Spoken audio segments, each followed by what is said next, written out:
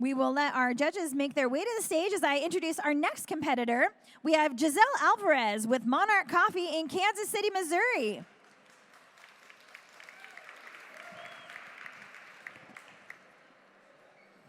Hey. Hi.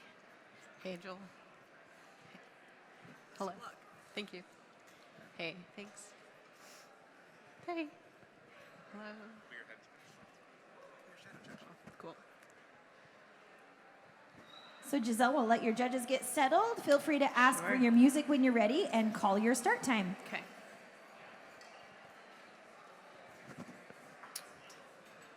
Is everyone settled in?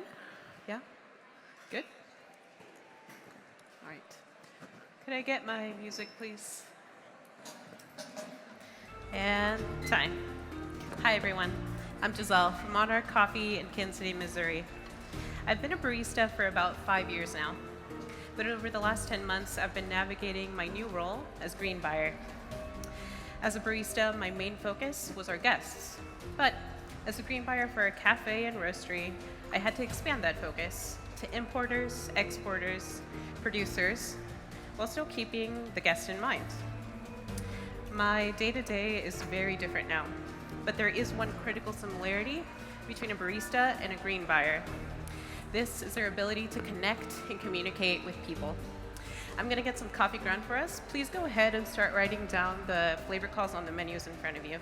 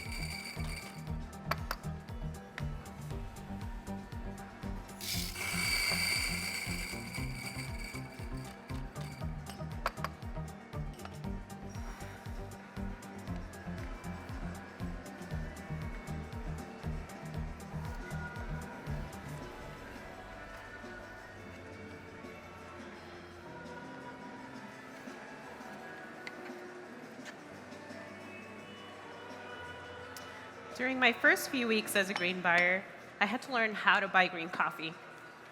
I learned that a lot has to happen in order for coffee to get from origin to our cafes and roasteries. This requires the intricate communication between a lot of different people in our industry. When I buy coffee from Monarch, I usually only have to worry about talking to a salesperson at an importing company. So when it came to choosing my competition coffee, I talked to Dean at Ally Coffee. I was able to tell Dean what I was looking for in a competition coffee. And with his help, I was able to find the coffee I'm excited to share with you today. This is a cold fermentation washed geisha produced by Rodrigo Sanchez Valencia from Finca Monte Blanco in Huila, Colombia, grown at about 1,700 meters above sea level. I've had the pleasure of working with Rodrigo's coffee before, so I know his story, and I know of his efforts to innovate coffee processing techniques that allowed him and his team to adapt to a changing climate in Colombia. Cold fermentation is one of these processes. After ripe geisha cherries are picked, they're depulped and transferred to grain pro bags. The bagged coffee is then transferred to a cold room sitting at about 55 degrees Fahrenheit, where they ferment for 76 hours. After the coffee is fully washed and dried, please evaluate the crema, but hold off on tasting these. Cold fermentation allows Rodrigo to ferment for a longer period of time, giving bacteria and yeast more time to produce sugars and flavor compounds without risking the formation of defects.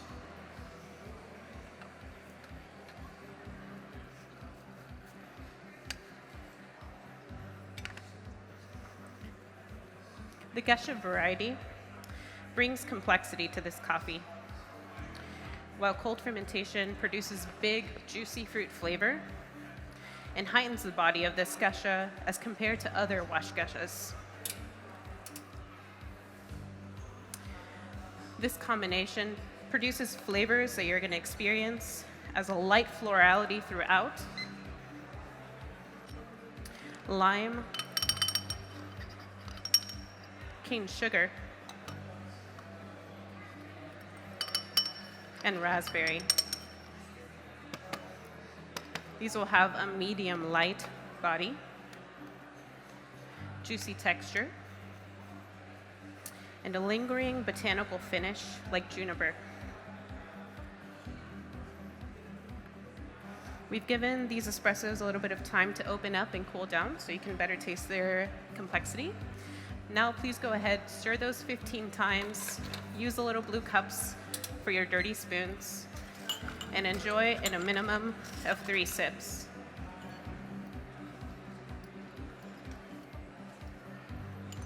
And let's put our hands together for Gisel's espressos.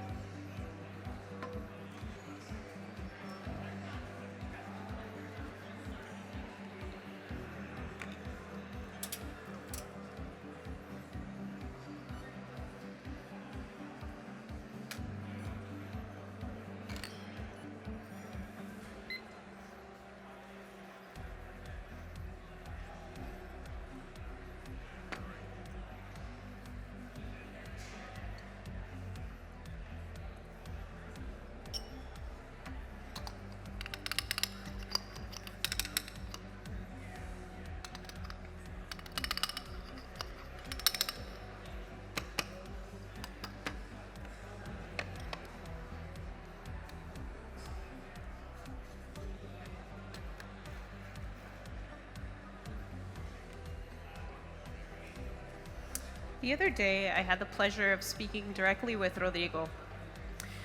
During our conversation, we discussed the importance of a barista's role in advocating for specialty to our guests. Rodrigo believes that the barista-guest connection is critical to the sustainability of our industry. If guests can better understand how our industry works and how many people are involved in it, the more likely they are to appreciate it and the more likely they are to invest in it. As the green buyer for a cafe, it's my job, I have the access to information about the producers and importers that we work with. So it's my job to communicate this information to my fellow baristas so that we can feel more confident when informing guests about the coffee that we're pouring into their cups.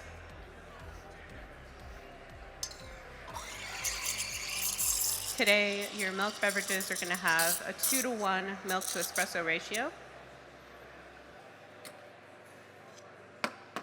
And are going to be tasting like peach,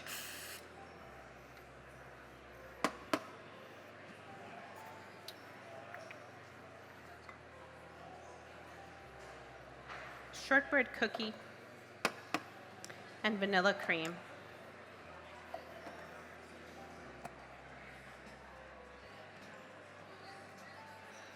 I've chosen to pair your espresso with a freeze-distilled 2% milk.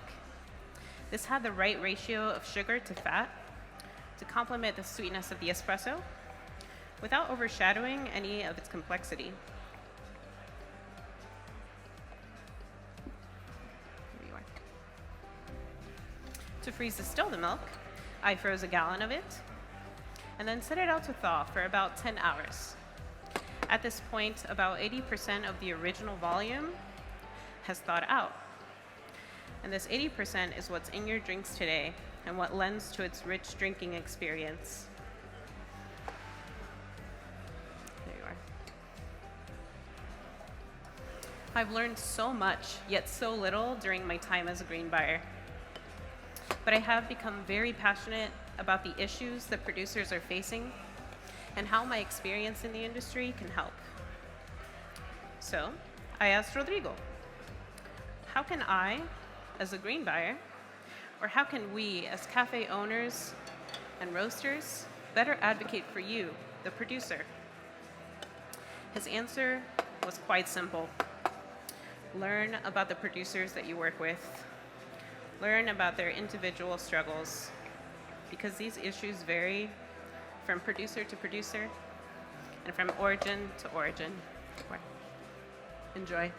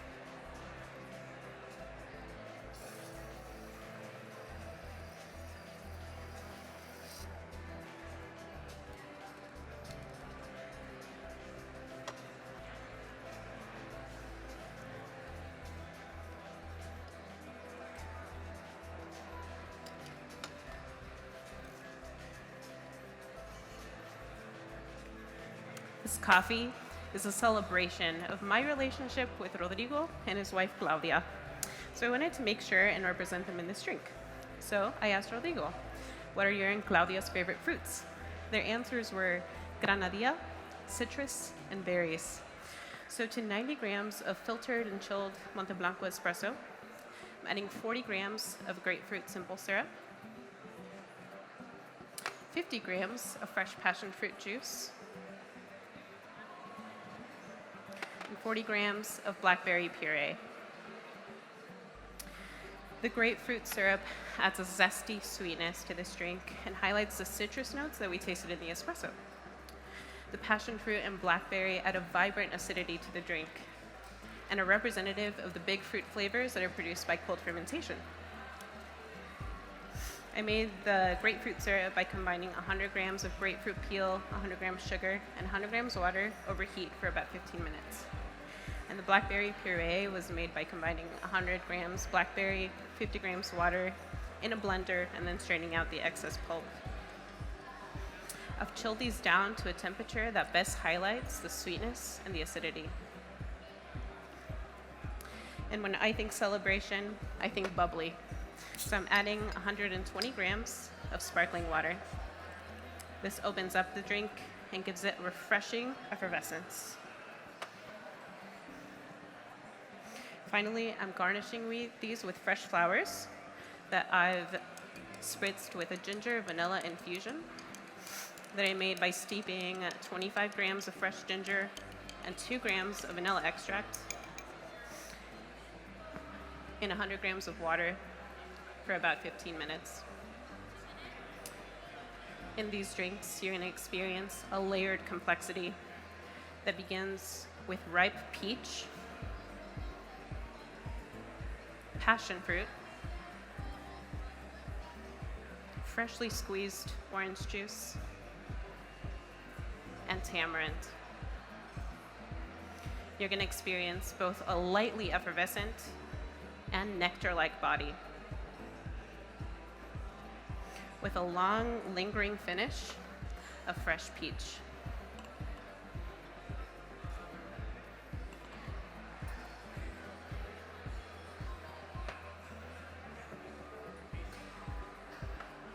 When I hand these drinks to you, please wait until I call time to drink them.